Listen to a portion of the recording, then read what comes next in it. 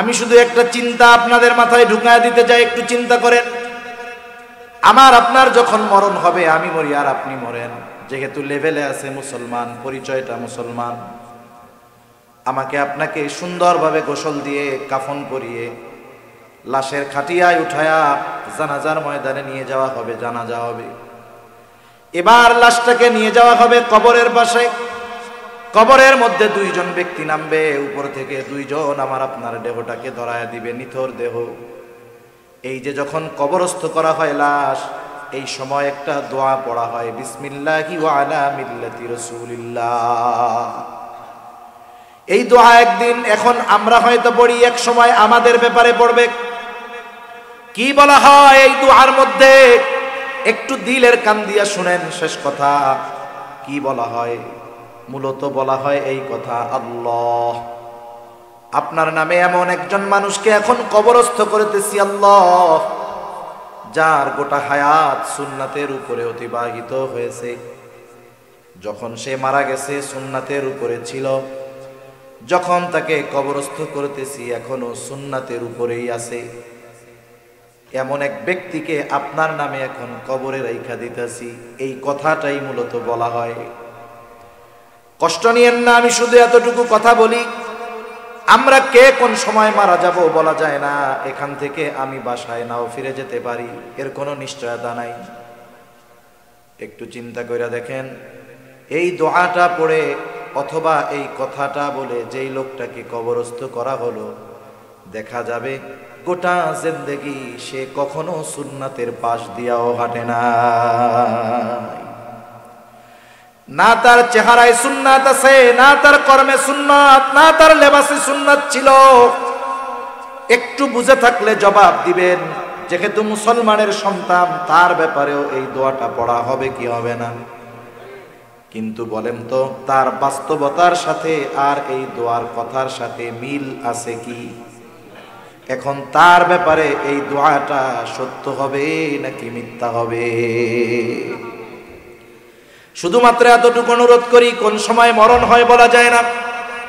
আমি যদি এখনই মারা যাই অথবা আগামী দিন মারা যাই, 2 দিন পরেও যদি মারা যাই, যখন আমাকে কবরস্থ করা হবে, ওটা হবে আমার অনন্তকালের সফরের প্রথম মঞ্জিল।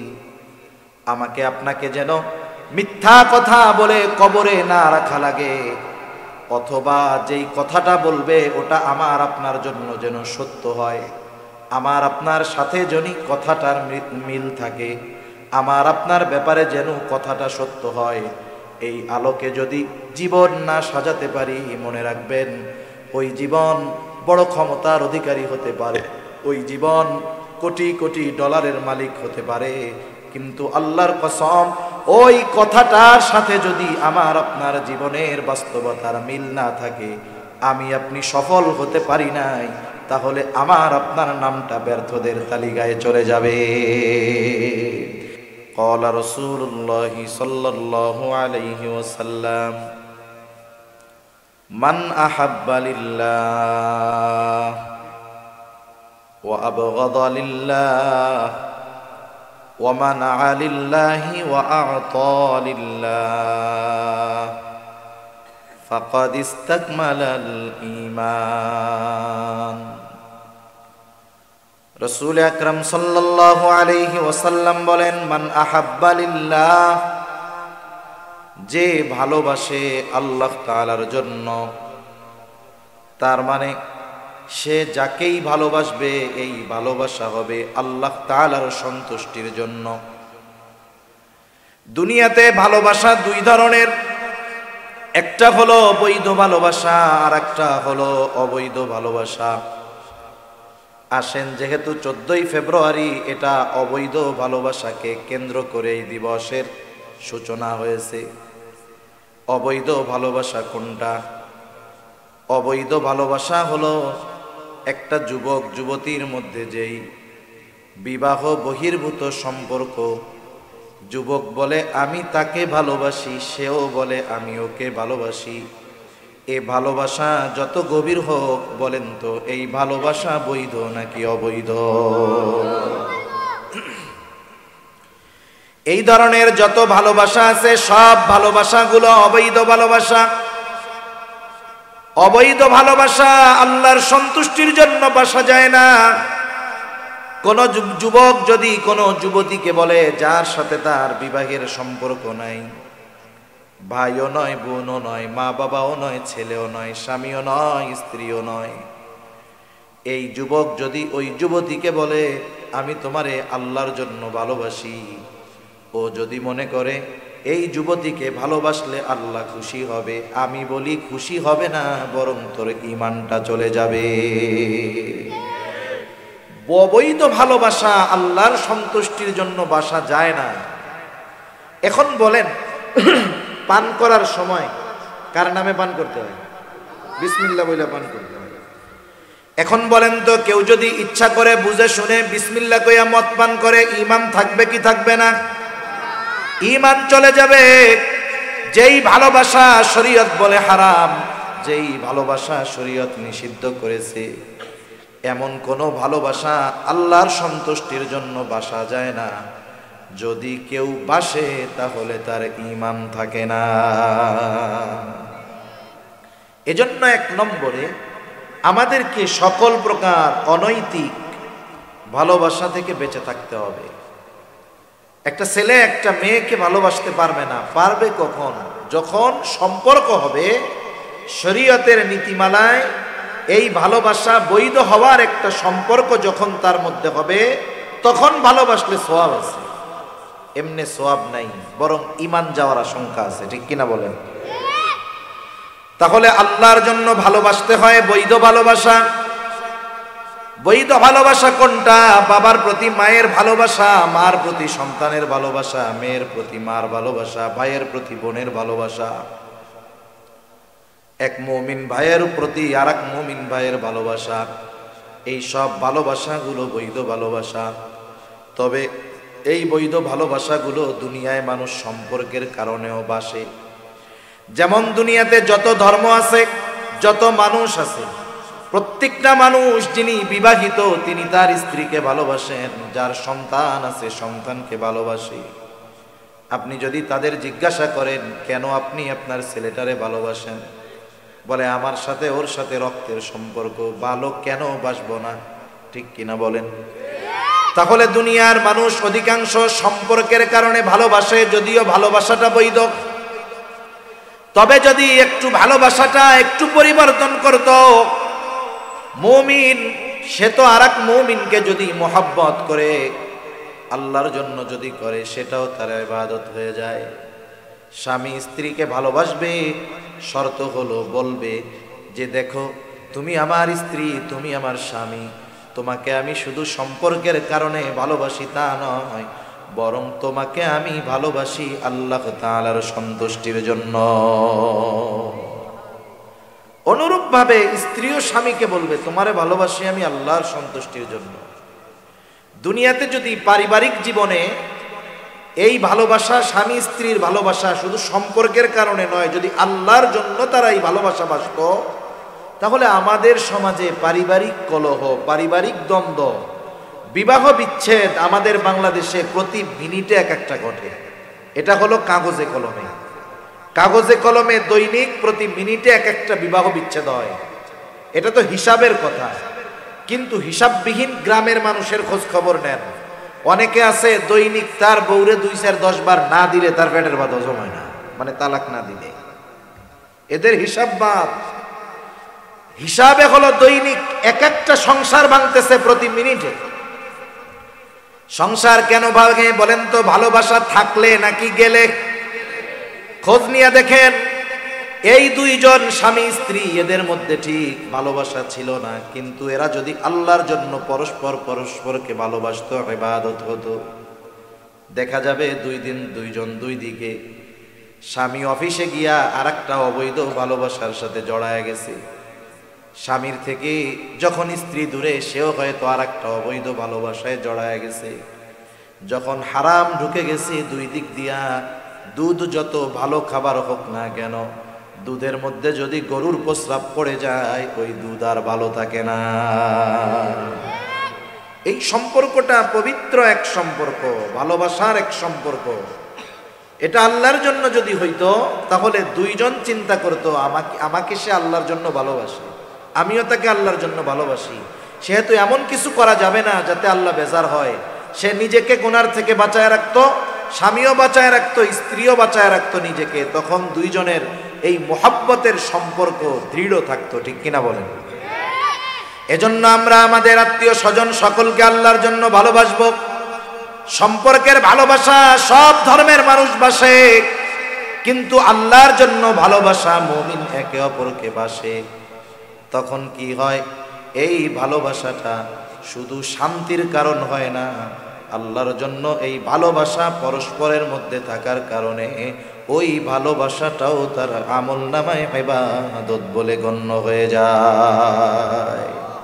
তাহলে এখন থেকে যারা বিবাহিত স্ত্রীকে বলবে আই লাভ ইউ, ভালোবাসি, এ শব্দটার প্রয়োগ বৈধ জায়গায় বেশি বেশি করতে হবে। না করার কারণে অবৈধ জায়গায় বেশি প্রয়োগ হইতেছে। এজন্য আজকের থেকে যাদের ওয়াইফ আছে বিবাহিত, বুড়া হোক আর বুড়া হোক, এটা একবারে বৃদ্ধ হইল মুরব্বী যায় বলবেন আমি তোমাকে ভালোবাসি। ইংরেজিতেও বলবেন আই লাভ ইউ। ভালোবাসি কেন? বলে আল্লাহর সন্তুষ্টির জন্য ভালোবাসি। কথা বুঝেননি?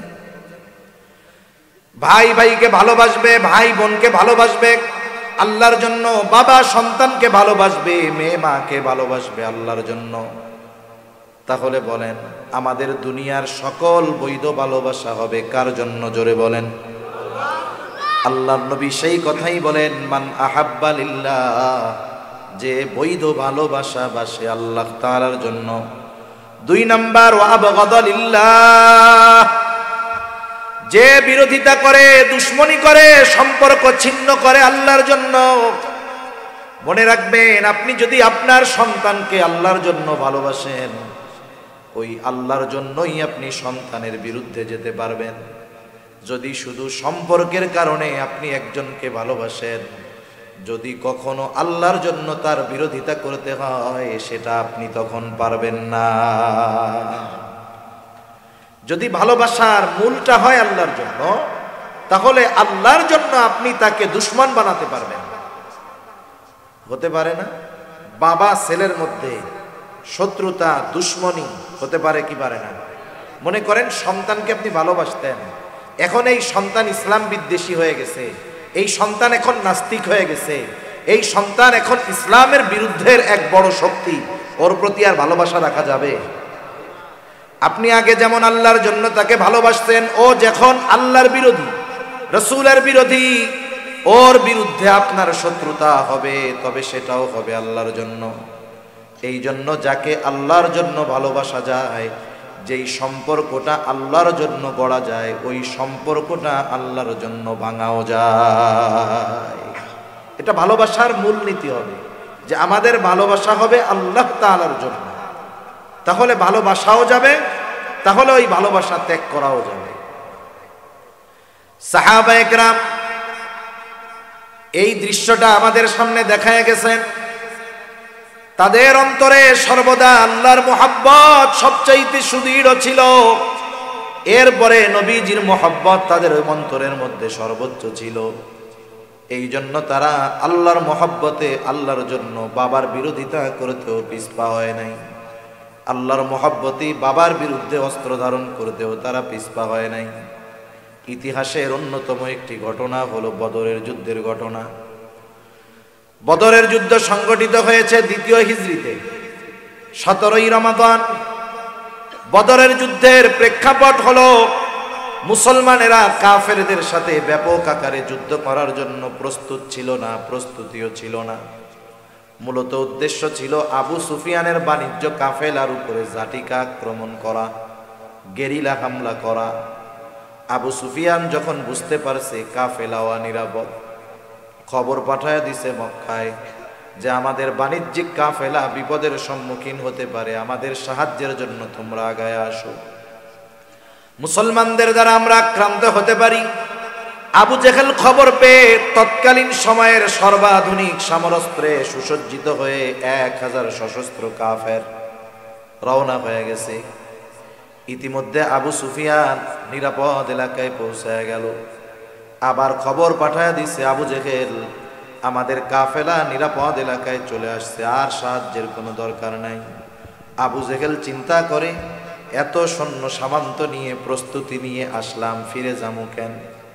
মুসলমানদের সাথে যুদ্ধটা লাগায় দেই, যেহেতু ওরাও পরিপূর্ণ প্রস্তুত নাই।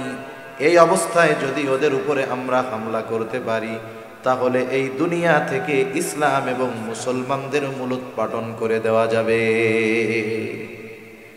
এই জন্য আবু সুফিয়ানের খবর যাওয়ার পরেও অহংকার কইরা ও আর পিছু যায় নাই, ফেরত যায় নাই, আক্রমণ করতে চলে আসছে। এইবার দুই দল অবস্থান করছে বদরে। আবু সুফিয়ানের 1000 সশস্ত্র কাফের, মুসলমানের সংখ্যা কত? বদর তো মদিনা থেকে 70 মাইল দূরে। এখনকার জামানা আর ওই জামানা তো এক না, ফুস করে এত ফোন দেওয়া যায় না, যাইতে হবে, একজন খবর দিবে, প্রস্তুতি নিয়ে লোকজন আসবে। সেই সময় সেই অবস্থা কোনোটাই নাই। রাসূল আকরাম সাল্লাল্লাহু আলাইহি ওয়াসাল্লাম চিন্তিত হয়ে গেছেন, কি করা যায়? মুসলমানরা ওই প্রস্তুতি নিয়ে আসে নাই। নবীজি মুহাজির আর আনসার সাহাবীদেরকে নিয়ে পরামর্শে বসলেন, কি করা যায়। প্রথমে পরামর্শ চাইলেন মুহাজিরদের কাছে। মুহাজিরদের জবাবের সারমর্ম হলো, ইয়া রাসূলুল্লাহ, আমরা আপনার সাথে এসেছি, ঈমানের জন্য ঘর ছেড়েছি, বাড়ি ছেড়েছি। ঈমানের জন্য যদি যুদ্ধ করতে হয়, জিহাদ করতে হয়, জীবন দিতে হয়, আমরা আপনার নির্দেশ মানতে প্রস্তুত। মুহাজিরদের থেকে সম্মতি পাওয়া গেল, কিন্তু সংখ্যায় বেশি ছিল মদিনার সাহাবারা, আনসাররা। নবীজি আনসারদের কাছে যখন এই যুদ্ধের পরামর্শ চাইলেন, কি করা যায়, মুহাজিরদের আনসারদের মধ্য থেকে একজন দাঁড়ায় গেছে, সাদ বিন মুআজ রাদিয়াল্লাহু তাআলা আনহু দাঁড়ায় বলে, ইয়া রাসূলুল্লাহ, আপনি আমাদের পরামর্শ চান, মত চান, যে আমরা কি বলতে চাই। রাসূল, আপনি শুনে নেন, আপনি যদি আমাদের সবাইকে সমুদ্রের পাড়ে দাঁড় করায়া দেন, আর যদি নির্দেশ দেন তোমরা সবাই সমুদ্রের বুকে ঝাঁপায় পড়ো, ইয়া রাসূলুল্লাহ, আপনি এই নির্দেশ দেওয়ার পরে তাকায় দেখবেন আপনার নির্দেশের পর একটা মানুষও সমুদ্রের তীরে দাঁড়ায়া থাকবে না। আপনি অনুমতি চাইতেছেন, আমরা তো আপনার আদেশ মানার জন্য প্রস্তুত, কোনো কারণও জিজ্ঞাসা করব না, কেন সমুদ্রে ঝাঁপায় পড়তে বলতেছেন। আপনি শুধু বলবেন আর আমরা ঝাঁপায় পড়বো, তাকায় দেখবেন একজনও দাঁড়ায় নাই। আর একজন বলে, ইয়া রাসূলুল্লাহ, আপনি এত চিন্তা করেন কেন? আমরা আপনার সামনে পেছনে ডানে বামে চতুর্দিকে অবস্থান নিয়ে কাফেরদের বিরুদ্ধে যুদ্ধ করব। আমরা এমন ভাবে যুদ্ধ করব, আপনি আমাদের যুদ্ধ দেখে খুশি হয়ে যাবেন। নবীজি বাছাই করে পাইলেন 313 জন। 313 জনের কাছে 313টা অস্ত্র নাই। যুদ্ধের ময়দানে প্রাইমারি কিছু আর্মস আছে, যেটা সব সৈন্যের কাছে থাকবে, এটা কমন। তৎকালীন সময়ের যুদ্ধ জেহাদের মধ্যে তলোয়ার, এটা হলো প্রাথমিক এক অস্ত্র। অথচ এই তলোয়ার আছে 100টা, লোকের সংখ্যা হলো 313 জন। 313 জনের কাছে 313টা তলোয়ার নাই। প্রচন্ড গরম, রোজা রেখে, প্রথম বছর রোজা ফরজ হয়েছে, প্রচন্ড গরমের সময় রোজা ফরজ হয়েছে। রোজা রেখে কারো পায়ের মধ্যে জুতা নাই, সকলের কাছে চড়ার মতো বাহন নাই, পায়ে হেঁটে, কারো হাতের মধ্যে পাথর, কারো হাতের মধ্যে লাঠি। এই গড়ে নিরস্ত্র 313 জন মানুষ তৎকালীন সময়ের 1000 কাফেরের বিরুদ্ধে যুদ্ধ করার জন্য ময়দানে হাজির হয়ে গেছে। যদিও তাদের সংখ্যা 313, অস্ত্রবিহীন, কিন্তু এই 313 জনের ঈমান এত পাওয়ারফুল ছিল যে গোটা দুনিয়াও যদি ওই 313 জনের সামনে এসে দাঁড়িয়ে যেত, ওই গোটা দুনিয়ার সব শক্তির বিরুদ্ধে ওই 313 জন যথেষ্ট হয়ে যাইত। কারণ তাদের ঈমান ছিল পরিপূর্ণ। 313 জন গেছে। এই 313 জনের মধ্যে একজনের নাম হলো আবু উবাইদা ইবনুল জাররাহ রাদিয়াল্লাহু তাআলা আন। আবু উবাইদা ইবনুল জাররাহ যুদ্ধের ময়দানে গেছে। ওনার নাম হলো আবু উবাইদা, বাবার নাম হলো জাররাহ। আবু উবাইদা জান্নাতের স্পেশাল সুসংবাদ প্রাপ্ত 10 জনের একজন। আমরা অনেক সময় মনে করি শুধুমাত্র মনে হয় 10 জনের ব্যাপারেই জান্নাতের সংবাদ আল্লাহ দিছে। না, মূলত এই 10 জনের জন্য স্পেশাল ভাবে আল্লাহ তাআলা জানিয়েছেন। তবে যত সাহাবা একরাম আছে সকলের ব্যাপারে আল্লাহ তাআলার ঘোষণা হলো রাদিয়াল্লাহু আনহুম। যত সাহাবা একরাম আছে আল্লাহ তাআলা বলেন আমি সবার উপরে রাজি খুশি সন্তুষ্ট। আল্লাহ তাআলা যাদের উপরে রাজি খুশি সন্তুষ্ট হওয়ার ঘোষণা দিবেন এরা জান্নাতি, এটা বোঝার কোনো কষ্ট হওয়ার কথা না। এখন এই আবু উবাইদা যুদ্ধের ময়দানে গেছে। আবু উবাইদা মুমিন, ওর বাবা জাররাহ কাফের। আর আবু উবাইদাকে জান্নাতের স্পেশাল সুসংবাদ প্রাপ্ত 10 জন। যেমন অনেক সময় বিদেশ সফরে যায় না মানুষ, বিদেশ সফরে বড় বড় যেই বিমানগুলো বোয়িং বা এয়ারবাসের বড় বড় বিমান 500-700-800 মানুষ ধরে, ওই বিমানগুলোর ভিতরে ওই বিমানের গন্তব্য, ওই বিমানে যারা আছে মধ্যে সবার গন্তব্য এক জায়গায়, ঠিক না? কিন্তু ওই বিমানের মধ্যে স্তর বিন্যাস থাকে, ছিটের ভাগ থাকে। কিছু থাকে বিজনেস ক্লাস, কিছু থাকে রয়্যাল ক্লাস, আর কিছু থাকে ইকোনমি ক্লাস। যাত্রী সব এক জায়গায় যাবে, কিন্তু সবচাইতে ভিআইপি কারা? যারা বিজনেস ক্লাসে থাকে। এদের জন্য ব্যবস্থাপনা ভিন্ন, এদের সিটটা ভিন্ন, এদের নাস্তা ভিন্ন, এদের জন্য টেক কেয়ারের ব্যবস্থা ভিন্ন, কিন্তু গন্তব্য তো সবার এক জায়গায়, ঠিক কিনা বলেন? নাকি এই 10 জনের চেয়ার টেয়ার ভালো বইলা এনাগোলাইকে আলাদা ব্যবস্থা আছে, ওনারা ওনাদের বাড়ির উপরে বিমান দাঁড়াবে, ওনাদেরকে ওই জায়গায় নামাই দেবে, এমন নাকি? সবাই এক জায়গায় যাবে, এক জায়গায় নামবে, গন্তব্য এক জায়গার, একই বিমানের, কিন্তু তফাৎ কি? কিছু আছে হলো বিজনেস ক্লাসের আর কিছু আছে ইকোনমি ক্লাসের। তাতে কি, সব এক জায়গায় তো যাবে। এই বিজনেস ক্লাস এদের মর্যাদা বেশি, একটু পাওয়ার বেশি, সম্মান বেশি। জান্নাতের সুসংবাদ প্রাপ্ত 10 জন, বাকি সবারও গন্তব্য এক, কিন্তু এই 10 জনের একটু স্পেশালিটি বেশি। আবু উবাইদা যুদ্ধের ময়দানে গিয়া দেখে, তাকায়া তার বাবা জাররাহ কাফের, কাফেরদের পক্ষে যুদ্ধ করার জন্য আসছে আবু উবাইদার বাবা। বাবা যদিও কাফের হয়, ইসলাম কখনো বলে না যে বাবা কাফের হইলে বাবার সাথে খারাপ আচরণ করবা, ভালো ব্যবহার করবা না। বরং ইসলাম এটা বলে তোমার বাবা যদি কাফের হয় ওই বাবার সাথে খারাপ আচরণ করবা না, বরং ওই কাফের বাবার সাথেও তোমরা সদাচরণ করবা।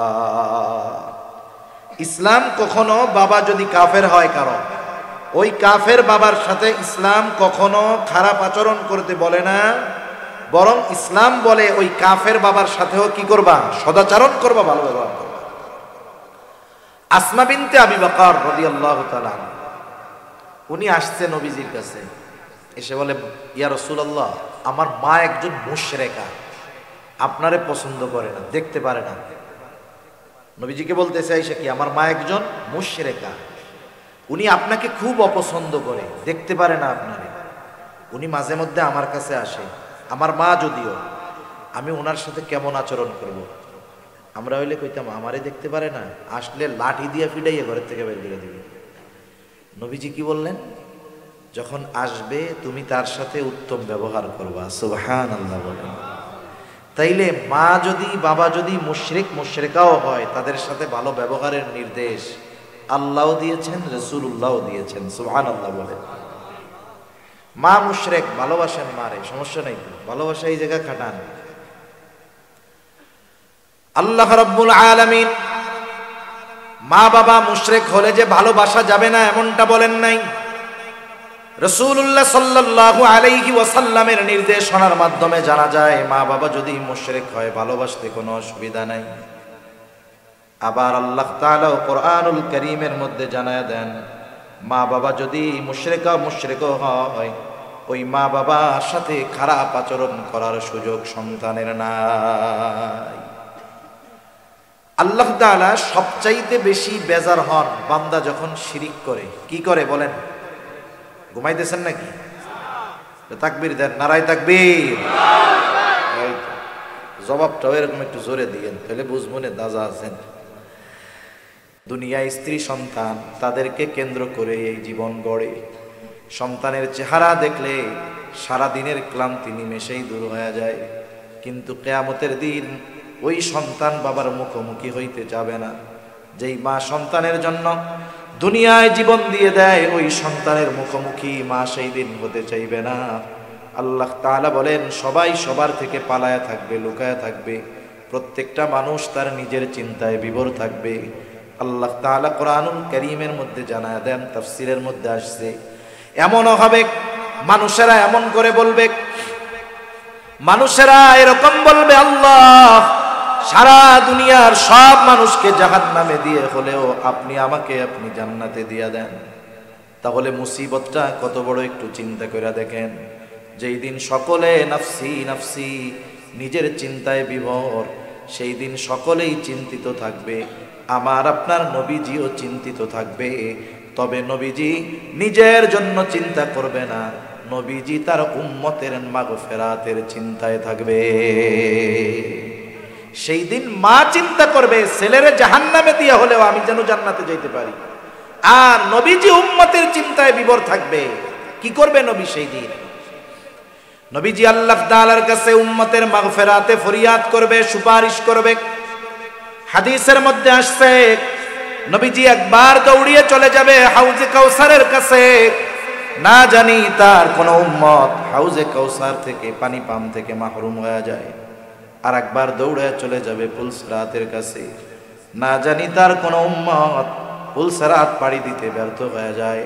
নবীজি আর একবার দৌড়ে চলে যাবে জাহান্নামের কাছে, না জানি তার কোন উম্মতকে জাহান্নামে দিয়ে দেওয়া হয়।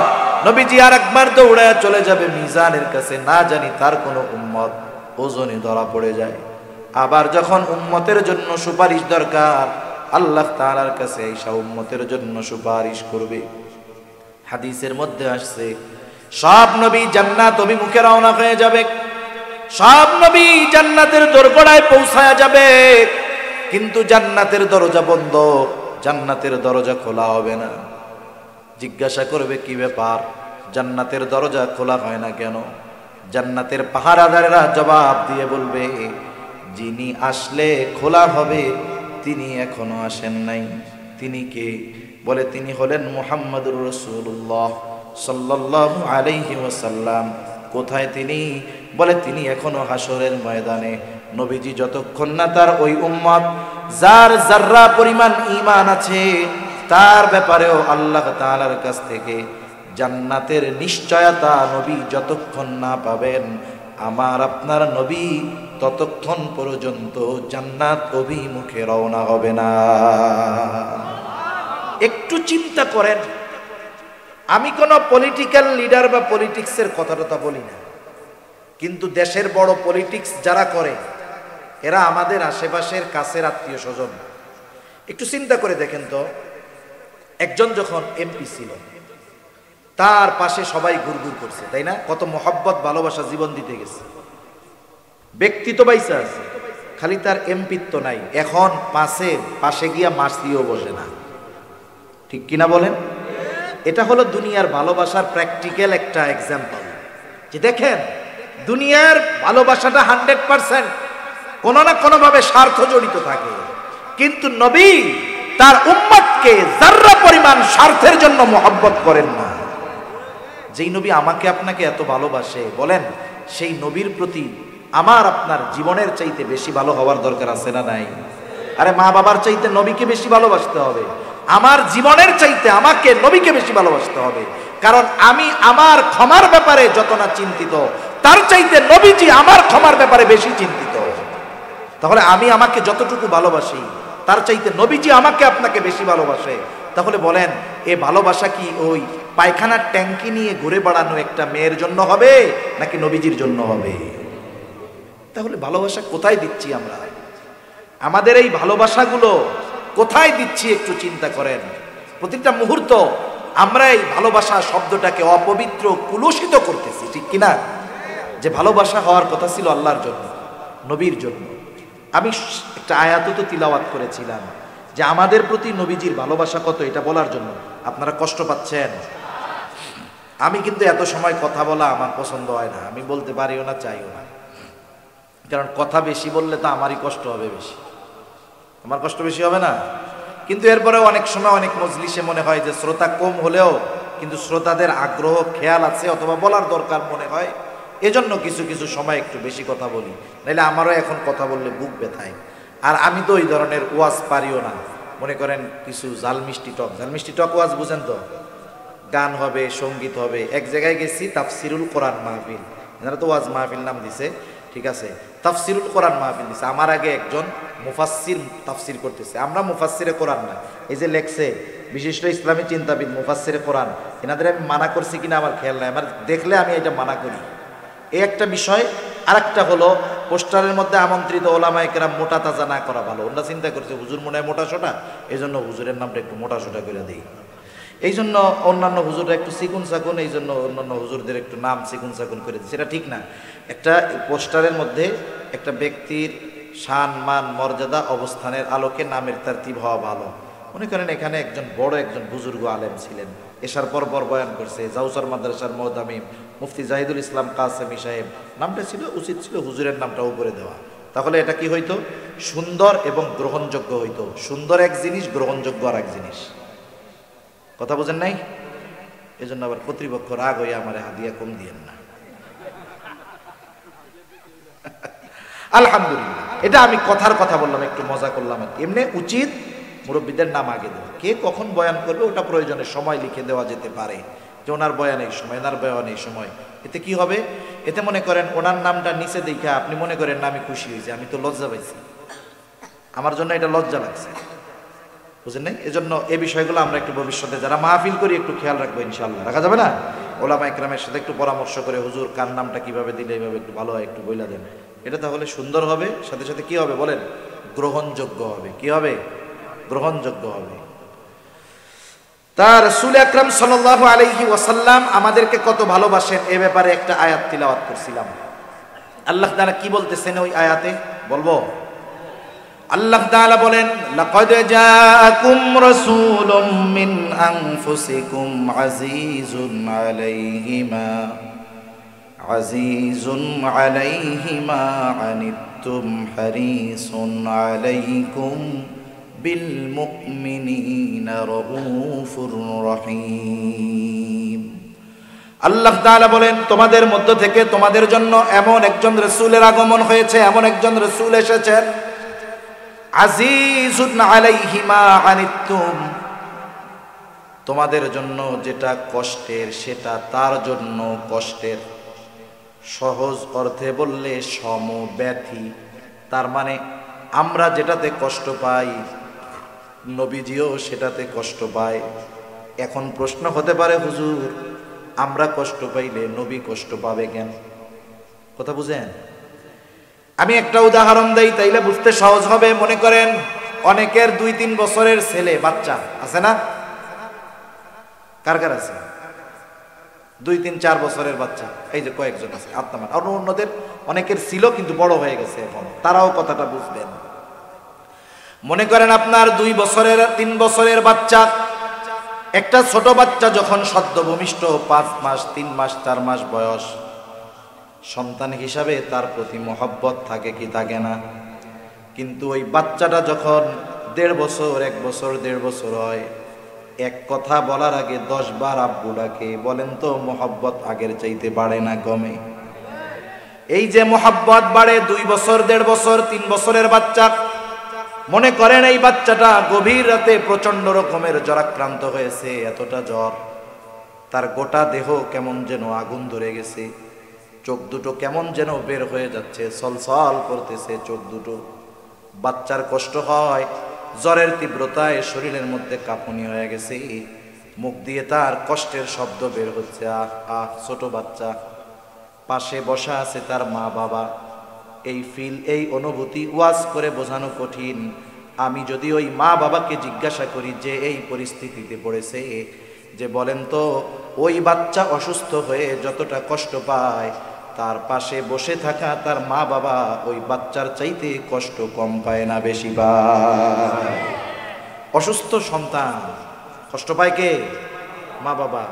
কিন্তু অন্য আর এক মা বাবা তো আপনার সন্তানের অসুস্থতায় ব্যথা কষ্ট পাবে না, আপনি কেন পান? কারণ আপনি একে সর্বোচ্চ ভালোবাসেন। নবীজি কেন আমাদের কষ্টে কষ্ট পান? কারণ নবীজি আমাদেরকে মা বাবার চাইতে বেশি ভালোবাসে। এই জন্য নবী চান না তার উম্মত কোনটা জাহান্নামে যাক। এজন্যই আল্লাহ তাআলা বলেন, ও দুনিয়ার মানুষ শুনে না, এই রাসূল হলো এমন এক রাসূল, যেই রাসূল তোমাদের কষ্টের কারণে সে কষ্ট পায়। 2 নম্বর আল্লাহ তাআলা বলেন হারিসুন আলাইকুম, রাসূল হলেন তোমাদের জন্য কল্যাণকামী, সর্বোচ্চ কল্যাণকামী নবীজি। একটা হাদিস বলি, কোন জায়গায় কোনটা কল্যাণকর সেই দিকে খেয়াল রাখতেন। নবীজি বলেন আল্লাহ তাআলা সব নবীকে তার উম্মতের ব্যাপারে এক একটা বিশেষ দোয়া করার সুযোগ দিয়েছে এবং ওই দোয়াটা কবুল হওয়ার নিশ্চয়তা আল্লাহ তাআলা দিয়েছেন। সব নবী দুনিয়ায় তার উম্মতের জন্য ওই দোয়াটা করে ফেলছে, আমি ওই দোয়াটা করি নাই, ওটাকে আমি সংরক্ষণ করে রাখছি। কিয়ামতের দিন আমার উম্মতের জন্য ওই দোয়াটা আমি আল্লাহ তাআলার কাছে সুপারিশ হিসাবে করব। কারণ নবী জানে দুনিয়ার মুসিবতের চাইতে ওই সময় মুসিবত বেশি, এই দোয়াটা এই সময় করার চাইতে ওই সময় করলে আমার উম্মতের জন্য কল্যাণকর বেশি হবে। এই জন্য নবী উম্মতের সর্বোচ্চ কল্যাণকামী হিসাবে ওইটাকে সংরক্ষণ করছে। তবে মুমিনদের প্রতি নবীজির ভালোবাসা হলো স্পেশাল ভালোবাসা। সবার জন্য ভালোবাসা আছে, কিন্তু মুমিনদের জন্য কি ভালোবাসা বলেন? স্পেশাল।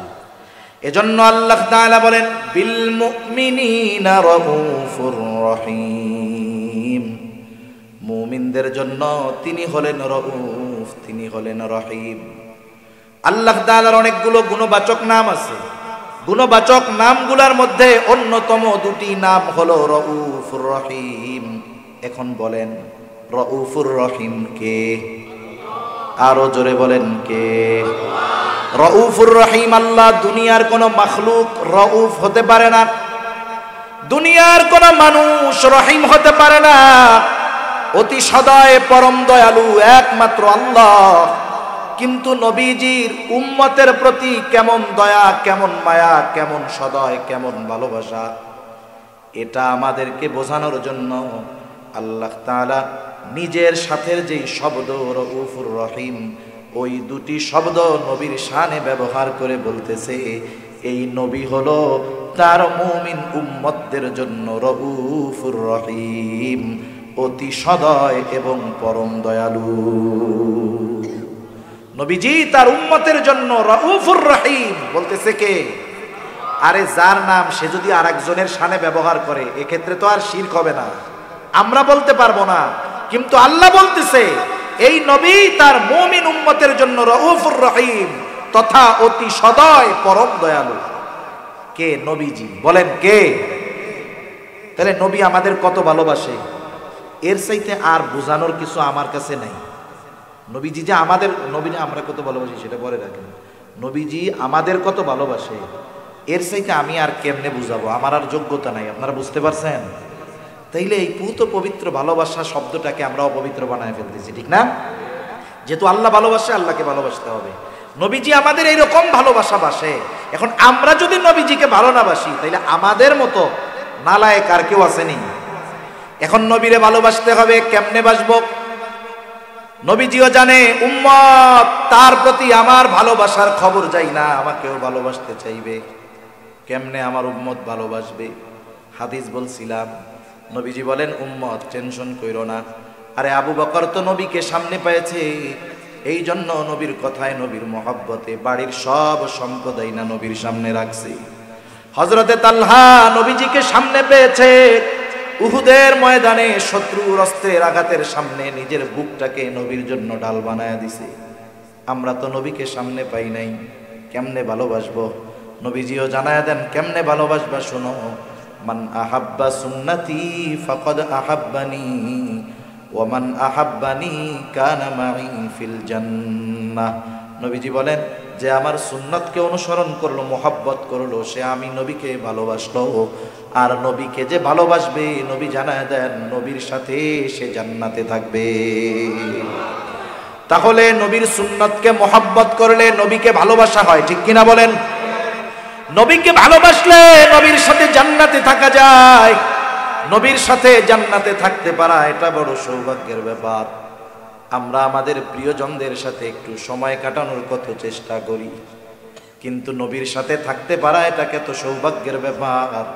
নবীজির মুখে যখন হযরত আনাস রাদিয়াল্লাহু তাআলা আনহু শুনলেন, লম্বা হাদিস, নবীজির মুখে শুনলেন, নবীজি বললেন আল মারউ মা'a মান আহাব্বা, যে যাকে ভালোবাসে তার সাথে অবস্থান করবে। এটা শুনছে হযরত আনাস রাদিয়াল্লাহু তাআলা আনহু বলেন, নবীর সাথে জান্নাতে থাকতে পারবো, এই কথাটা শুনে আমরা তথা সাহাবায়ে কেরাম এতটা খুশি হয়েছে যে ইসলাম আসার পরে আর কোনো কথার দ্বারা আমরা এতটা খুশি হই না। তাহলে নবীর সাথে থাকতে পারা এটা কত বড় সৌভাগ্যের ব্যাপার। এখন নবীর সাথে যদি থাকতে হয় তাহলে তো আমাদেরকে আগে জান্নাতে যাওয়া লাগবে। জান্নাতে গেলেই না সুযোগ আছে, ঠিক না? এখন জান্নাতে যাইতে চাই কারা কারা? হাত উঁচা করি। নারায়ে তাকবীর, নারায়ে তাকবীর, নারায়ে তাকবীর। জান্নাতে যদি যেতে চাই, নবীজি বলেন কুল্লু উম্মতি ইয়াদখুলুনাল জান্নাতা ইল্লা মান আবা। নবী বলেন আমার সব উম্মত জান্নাতে প্রবেশ করবে, আবা উম্মত ছাড়া। জিজ্ঞাসা করা হলো ইয়া রাসূলুল্লাহ, আবা উম্মত কারা? নবীজি বলেন মান আতাআনি দাখালাল জান্নাহ ওয়া মান আসানি ফাকাদ আবা।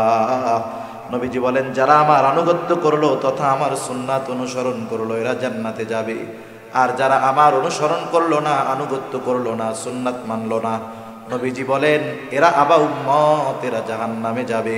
এই দুই হাদিসের সংমিশ্রণ করলে, এই দুই হাদিসের সার নির্যাস হলো নবীকে যারা, নবীর সুন্নাতকে যারা মুহাব্বতের সাথে অনুসরণ করবে ওই মানুষগুলো জান্নাতে যাবে এবং নবীর সাথে তারা থাকবে। এই নিয়ামত, এই বরকত আমরা সকলে অর্জন করতে চাই কি চাই না? তাহলে আফসোসের বিষয় হলো এটাও চাই নবীর জন্য জীবনও দিতে পারি, কিন্তু যদি নবীর জন্য সুন্নাতের কথা বলে সুন্নাত মানতে আমরা রাজি নেই। আপনি যদি নবীর জন্য জীবন দিতে পারেন তাহলে নবীর জন্য দাড়ি রাখতে সমস্যা কোথায়? আপনি যদি নবীর জন্য জীবন দিতে পারেন তাহলে নবীর জন্য লম্বা জামা গায়ে দিতে অসুবিধা কোথায়? তার মানে বোঝা গেল আমরা নবীকে যে ভালোবাসার কথা বলি এটা আসলে ফেক ভালোবাসা। ফেক ভালোবাসা তো চিনেন, ফেক আইডি চিনেন না? দামি ভালোবাসা, ফেক ভালোবাসা। এই ভালোবাসার দাম আছে? জোরে বলেন না আছে? এখন অনেকে কইব হুজুর আপনার কাছে কি আর সুন্নাত টুন্নাত নেই, খালি দাড়ির কথা বল। দাড়ি হলো এমন এক সুন্নত যেই সুন্নাত অন্যান্য অনেক সুন্নাত পালনে সহায়ক হয়। দাড়ি হলো এমন সুন্নত যেটা মানুষকে গুনার থেকে বাঁচায়, ঠিক কিনা করেন? আচ্ছা মনে করেন একজন লোক এলাকায় আসছে, দাড়ি দুড়ি কিচ্ছু, আমি কোনো দাড়ি যার নাই তারে ছোট করতেছি না, আমরা দোয়া করি আল্লাহ তাআলা প্রত্যেকটা মুমিনের মুখকে নবীর সুন্নাত দাড়ির দ্বারা ভরপুর করে দেন। সকলে বলি আমিন। অনেক সময় হতে পারে, এমনটাও হতে পারে একজন দাড়িওয়ালা মানুষের আল্লাহর প্রতি যেই ভয় তার চাইতে দাড়িবিহীন লোকটার অন্তরে আরো বেশি ভয় থাকতে পারে কি পারে না? তাহলে আমরা আফসোস করি কেন? যেই লোকটার আল্লাহর প্রতি এত মোহাব্বত, এত ভালোবাসা, এই লোকটার সুন্নাত মানতে অসুবিধা কোথায়? এই জন্য তার জন্য আফসোস করি। দাড়িবিহীন লোককে ঘৃণা করি না, তাদের জন্য আমরা আফসোস করি। কি করি বলেন না? আফসোস কেন? কার জন্য করেন? যার প্রতি মোহাব্বত আছে তার জন্য, ঠিক কিনা? সেজন্য কোনো দাড়ি যার নাই তাকে কোনো সময় আমরা টিটকারি করে খোঁচা দিয়ে কথা বলবো না। যা বলার আমি বলি, আপনারা কিছু বলবেন না, দোয়া করবেন, বুঝাবেন। এখন দাড়ির কথা কেন বলি? এক নাম্বার, দাড়ি অনেক সুন্নাত পালনে সহায়ক হয়। একজনের মনে করেন দাড়ি নাই, সে দাড়ি রাখে নাই, এখন পরের দিন সকালবেলায় সে বাজারে লম্বা জুব্বা পাগড়ি লাগায়া তসবি লাগায়া সুন্দর মতো পীর সাহেবের মতো গেছে। যারা ওনারে চিনে অধিকাংশ কেউ দেখ দেখ কি বড় বাটপার, দেখছস সিটিং বাস, কি দাড়ি দুড়ি নাই, পীর সাহেব সাজছে। খোসা কথা বলবে কি বলবে না?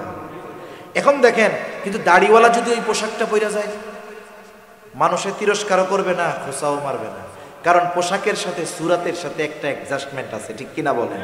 এই যে দেখেন আপনি লম্বা জামা গায়ে দিতে এখন আপনার ঝামেলা মনে হয়, কিন্তু দাড়ি যখন রাখবেন না এটা গায়ে দিতে আর ঝামেলা মনে হবে না। এরকম অনেক সুন্নাত আছে, এক দাড়ির জন্য সহজ হয়ে যায়। আবার দেখেন দাড়ির জন্য গোনা থেকে বাঁচা যায়। মনে করেন রাস্তা দিয়ে একটা মেয়ে হেঁটে যাচ্ছে, এই জায়গায় দুইজন, একজন বেনামাজি দাড়িহীন আর একজন নামাজি দাড়িওয়ালা, নামাজি দাড়িবিহীন আর বেনামাজি দাড়িওয়ালা, দুইজনই তাকায় রয়েছে এদিকে। এখন মানুষজন যদি দেখে যে এই দুই লোক তাকায় আছে, ওই দাড়িবিহীন নামাজিরে কিছু বলবে না, দাড়িওয়ালারে বলবো ওরে বাবা দাড়িও রাখো আবার এরকম।